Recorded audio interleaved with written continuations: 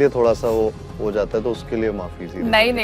मैं कुछ भी नहीं खाता था जनरली। मैं वो ऐसा लगता था खाना कुछ नसीब ही नहीं हो रहा है। झूठ लग रही है क्योंकि एक तो जो चीजें हुई उनकी जिंदगी में बहुत ज्यादा ड्रामेटिक है, मतलब ओवर ड्रामेटिक है।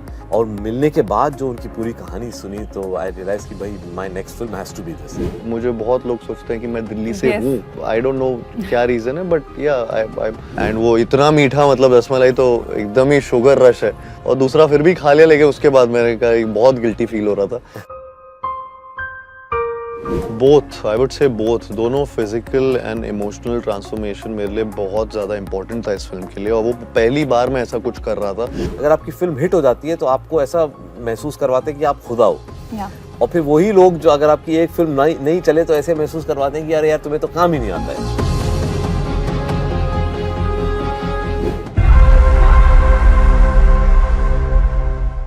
Hi, I'm Ashu and you're watching me on Filmy Beat. Today I'm sitting with an actor-director duo जो बहुत जल्द एक बेहद इंस्पायरिंग फिल्म लेकर आ रहे हैं। फिल्म का नाम है Chandu champion. Please join me in welcoming us film maker Kabir Khan sir and superstar Kartik Aaryan. आप दोनों ने बहुत इंतजार करवाया मुझे। दिल्ली में हैं आप लोग, दिलवालों का शहर। दिल्ली से क्या खास कनेक्शन है सर? आप तो लेकिन आप देख रही है ना, हम सुबह से लगे हुए हैं। बिल्कुल लगे हुए। इंतजार हमने नहीं, वो एक्चुअली हर चीज कितनी ज्यादा सबसे बात करने का मन करता है, इसलिए थोड़ा सा वो हो जाता है तो उसके लिए माफी सी। नहीं, not at all.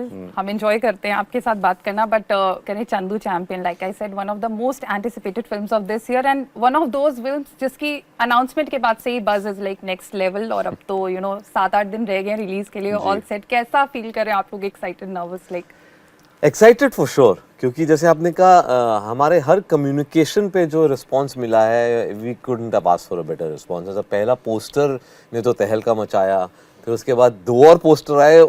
Her poster के साथ एक्साइटमेंट बढ़ती गई। एक होता है कि एक यूनिट ने बहुत एक्साइटमेंट क्रिएट कर दिया तो फिर यूजुअली एक नीचे आ जाता है, बट ये with every step is gone up and then the trailer came and hit it out of the park. I mean people, I think वो हाइप वहीं से शुरू हुआ।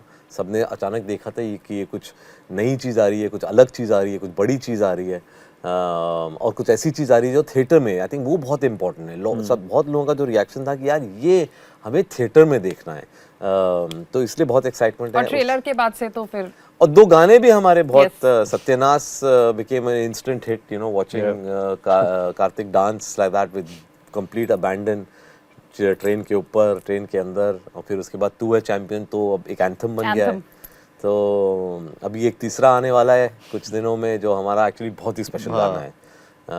सो वी आर वेरी कॉन्फिडेंट कि, and we are very confident of the film. Actually content बहुत अच्छा है हमारी फिल्म का। I hate to say it myself, it sounds a little immodest, लेकिन जेन्युइनली एक अच्छी फिल्म बन गई है and we can't wait to share it.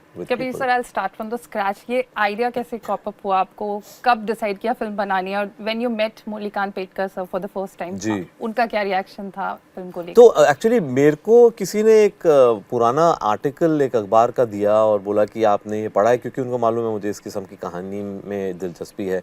मैं पढ़ा और मेरा पहला रिएक्शन था कि ये लग नहीं रहा कि ये असली कहानी हो सकती है। मुझे थोड़ी सी झूठ लग रही है क्योंकि एक तो जो चीज़ें हुई उनकी ज़िंदगी में बहुत ज़्यादा ड्रामेटिक है, मतलब ओवर ड्रामेटिक हैं।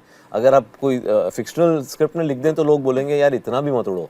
और फिर उन्होंने ये सब अचीव किया और हम उनको जानते नहीं है, वो मुझे एक झटका पड़ा।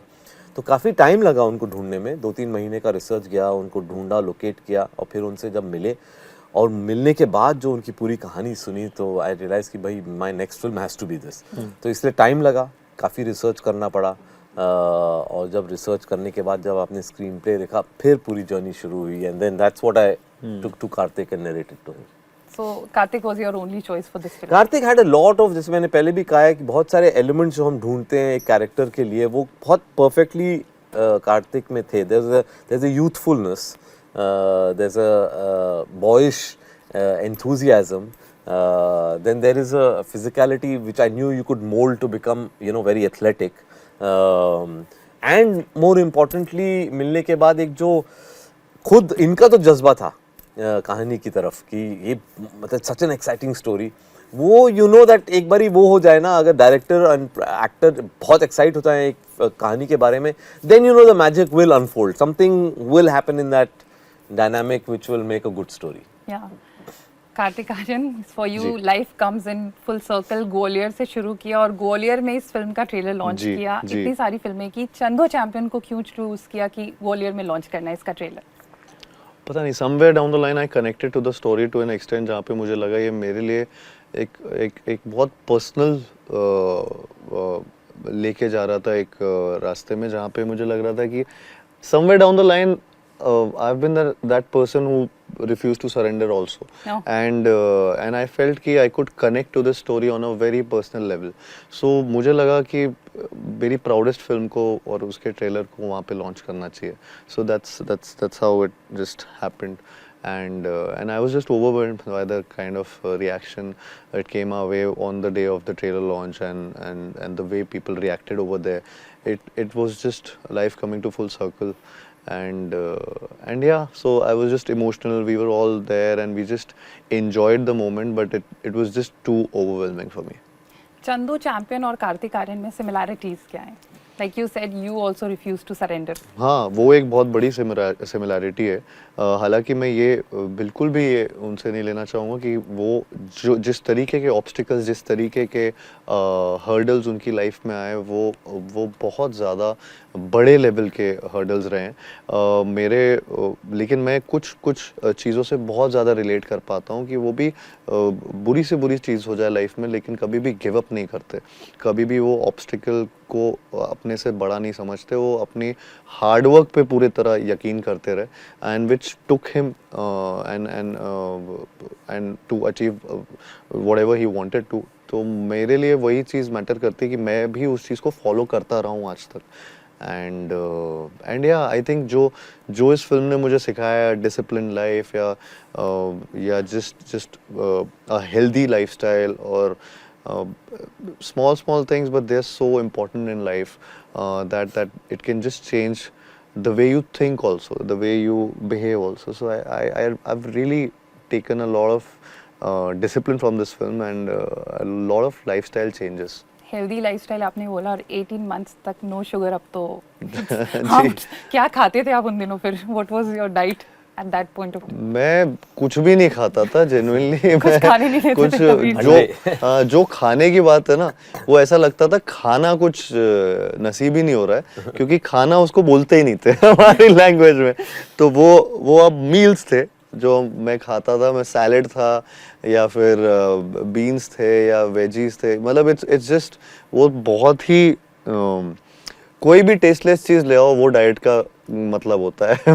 मैंने ऐसा रियलाइज कर लिया था, क्योंकि मेरी लाइफ में टेस्ट मतलब कि या तो आप आइसक्रीम खा रहे हो, या तो आप रसमलाई खा रहे हो, या मीठा है, या कुछ बर्गर है, या पिज्ज़ा है, या ये सब चीजें आउट हो चुकी हैं। रसमलाई को आपने नेशनल स्वीट्स बना दिया है। वो शूट खत्म हुआ and what was that story? आपने फर्स्ट टाइम सर को पता था आई थिंक कि मैं क्योंकि शुगर छोड़ रखा था, सब कुछ छोड़ रखा था, तो वो एक चीज थी जो मुझे बहुत पसंद थी, रसमलाई। एंड तो वो रैप जिस दिन हुआ पिक्चर का पूरी तरह से फिल्म लास्ट डे, उस दिन आई थिंक पता नहीं कितने किलो रसमलाई आई थी पूरे सेट के लिए सबको खिलाने के लिए। और मैंने 2 पीस खाए थे, क्योंकि पहला वाला तो हाँ, वो I think system was so not so used कि ज्यादा खा लेते तो हो सकता बीमार गिर जाते। हाँ, शुगर रश से बेहोश हो जाता, क्योंकि वो अचानक से उन्होंने वो सरप्राइज मिला कि हाँ ये रसमलाई खिला रहे। तो मैं पहला वो 1.5 साल बाद आई थिंक वो खा रहा था कुछ भी ऐसा मीठा, एंड वो इतना मीठा, मतलब रसमलाई तो एकदम ही शुगर रश है। तो मेरे लिए सडनली अचानक शॉक लगा और दूसरा फिर भी खा लिया, लेकिन उसके बाद मैंने कहा बहुत गिल्टी फील हो रहा था, तो मैंने बस बंद किया वहाँ। अच्छा, द फर्स्ट थिंग कोई भी नोटिस करेगा इस फिल्म को लेके is the transformation, the physical transformation, everything, but mentally also you transformed into like India's first Paralympic gold medalist. Which was more difficult, the physical transformation or getting into his character? Both, I would say both. दोनों physical and emotional transformation मेरे लिए बहुत ज़्यादा important था इस film के लिए, और वो पहली बार मैं ऐसा कुछ कर रहा था, तो all the more added pressure था दिमाग में कि ये करता हूँ, ये नहीं करता हूँ, और सर से पूछता रहता था ऐसा करें वैसा करें क्या।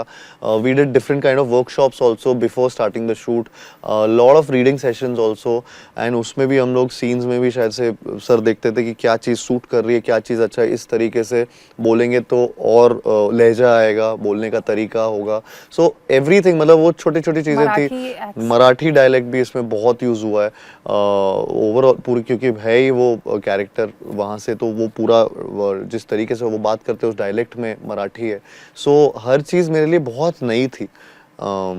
सो हाँ, मेरे लिए मैं ये नहीं बोलूँगा कि मेरे लिए सिर्फ फिजिकल ट्रांसफॉर्मेशन सबसे डिफिकल्ट पार्ट था। I think emotional mental transformation also बहुत ज़्यादा ज़रूरी था इस फिल्म के लिए, जो it took a toll on me.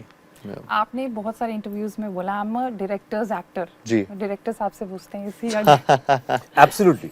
I think Karthik is somebody who really understands the material and the brief, and very easily changes it to a slight brief. तो क्या होता है कि ऐसा नहीं होता कि जब obviously जब आप रीडिंग्स करते हैं तो अंडरस्टैंडिंग तो आ जाती है, तो ऐसा नहीं होता है कि कुछ एक ऐसा टेक है कि बिल्कुल ही दूसरी गली में घुस गए।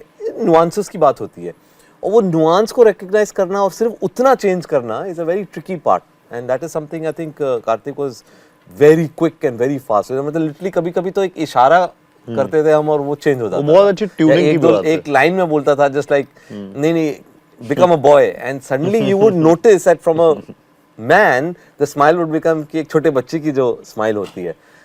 So these are the things that really help, and I think these also come from working together on the material, doing your readings, doing your homework, really internalizing all the material and going on to the set. तब आपका काम बहुत आसान हो जाता है। You also said that this is your most difficult film till date. Yeah, Sir, yeah, you also feel yeah. the same?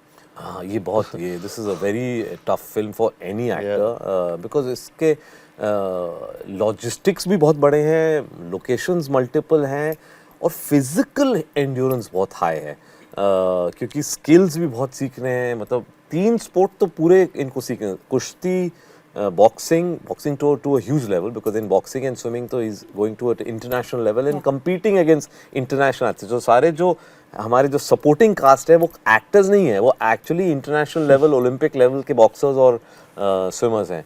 तो वो था, एंड एज यू सेड एक मेंटल आउटलुक भी जो बनाना पड़ता है to portray somebody like Murlikant Petkar. It's a journey, and it's a journey that you can't be distracted from, you can't get away, so that needs discipline. ऐसा नहीं है कि आप शूट करे वापस गए और फिर आप कुछ को और कर रहे हैं, नहीं कर सकते। आप वो जोन में घुस जाते हैं और फिर आप वो उनकी तरह जीने लगते हैं। Like he really started living like an athlete, lived like a champion.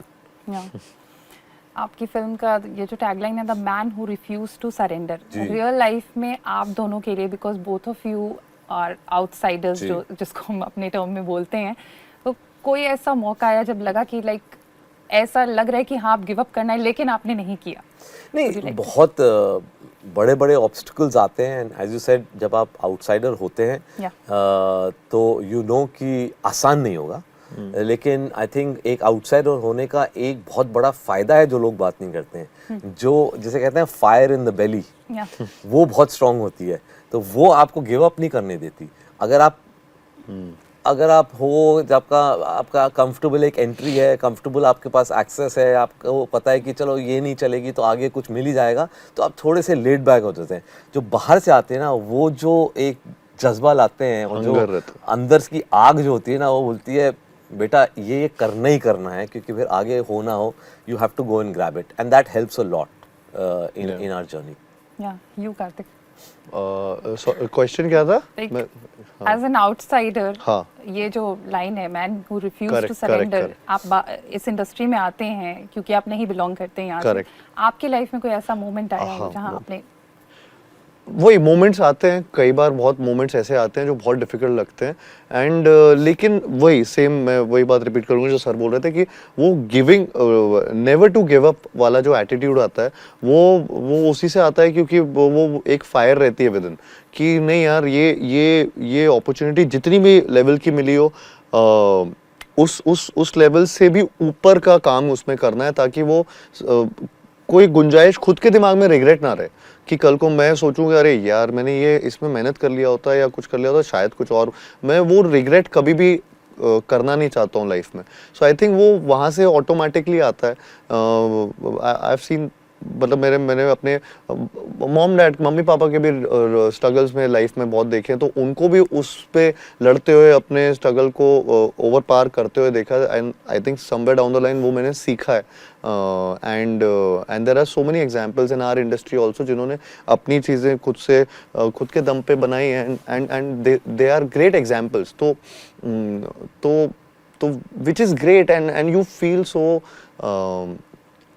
Proud of your journey जब आप खुद से कोई चीज़ें अचीव करते हैं, and that's what it is. तो वो कभी भी ऑब्स्टिकल्स आ रहे हो, वो सिचुएशंस तो हमेशा बनती रहेंगी, अभी भी आगे भी बनेंगी, पहले भी बनती थी, लेकिन उनको कैसे टैकल करना है, आई थिंक वो बहुत ज़रूरी है कि वो आप कभी लेड बैक वाली सिचुएशन में ना आए, जो आई थिंक मैं पर्सनली कभी नहीं जाना चाहता हूँ, ना जाऊंगा। मुझे इंटरव्यू रैप अप करने के लिए इशारा किया जा रहा है, लेकिन जाते जाते success and failures go hand in hand. How do you handle failures and you also like? I think it's very simple. This is something I've always said कि अगर if you don't take your success too seriously, you won't get affected by your failure. और ये हमारी industry में बहुत important है। ये might sound like a cliche, लेकिन I have seen more people getting destroyed by success than by failure. क्योंकि क्या है कि हमारी इंडस्ट्री ऐसी है, हमारा फिल्मों का इकोसिस्टम ऐसा है, चाहे वो ऑडियंसेस हों, क्रिटिक्स हों, फिल्म इंडस्ट्री के लोग हों, अगर आपकी फिल्म हिट हो जाती है तो आपको ऐसा महसूस करवाते हैं कि आप खुदा हो। और फिर वही लोग जो अगर आपकी एक फिल्म नहीं चले तो ऐसे महसूस करवाते हैं कि यार तुम्हें तो काम ही नहीं आता है। तो अगर आप उसको नहीं सीरियसली लोगे तो आप फिर उसका आपको इफेक्ट नहीं पड़ेगा। तो आई थिंक लेवल हेडेड रहना पड़ता है, हमें काम करना पड़ता है। हमने ऐसी इंडस्ट्री को चुना है जहाँ पे हाईज एक्सट्रीम है और लोज एक्सट्रीम है, लेकिन आप अगर अपने काम पे ध्यान दोगे and you believe in your self and trust your conviction, then I think you'll be able to surpass all the ups and downs. Kartik, from Pyaar Ka Punchnama to your first biopic with the Kabir Khan, कैसा लग रहा है आपको इंडस्ट्री में? How do you see your career? Magical. I'm living my dream, and that's about it. I don't want this dream to stop. Delhi से क्या connection है आप दोनों मेरा का? तो बहुत ही आपने गहरा तो पढ़ाई- कनेक्शन है, क्योंकि मैं तो यहीं 1 साल की उम्र से यहीं दिल्ली में पला बड़ा हूँ। स्कूलिंग यहीं है, दिल्ली यूनिवर्सिटी गया, फिल्म मेकिंग का मास्टर्स यहाँ से किया, काम भी मैंने डॉक्यूमेंट्री जब बनाता था मैं यहीं था। फिर उसके बाद जब एक सपना आया कि नहीं बड़े पर्दे पे एक फिल्म बनाना है, तब मैंने शिफ्ट किया यहाँ से दिल्ली से बॉम्बे। लेकिन अदरवाइज तो दिल्ली तो is where I have completely been Heart of India. जी जी जी। कार्तिक, कुछ स्पेशल कनेक्शन दिल्ली से? मैंने बहुत शूटिंग यहाँ पे बहुत की है। मेरे मैक्सिमम मुझे ऐसा लगता है कि दिल्ली में बहुत ज़्यादा मुझे प्यार मिला है दिल्ली से। ये पूरा रीजन जो है ये नॉर्थ क्या होता है, क्योंकि मैं ग्वालियर से भी हूँ, या तो ग्वालियर यहाँ से थोड़ा सा पास पड़ता है, तो मेरे लिए दिल्ली एक वो बड़ा शहर था जहाँ ग्वालियर से मैं अगर जाता भी था तो दिल्ली सबसे ज़्यादा आता था। और यहाँ पे मेरे कुछ रिलेटिव्स भी हैं शुरुआत से यहाँ पे, तो एक वो सेकंड होम की तरह रहा है हमेशा से। And I've realized with all these films जो मैंने इनिशियल डेज में अपने की थी, प्यार का पंचनामा या पंचनामा 2 या सोनू के टिटू, ये सब बहुत दिल्ली बहुत लोग आपको दिल्ली बॉय रिलेट भी करते बहुत हैं। मेरे को काफी टाइम तक लोग एक्चुअली अभी तक मुझे बहुत लोग सोचते हैं कि मैं दिल्ली से Yes, हूँ। yes.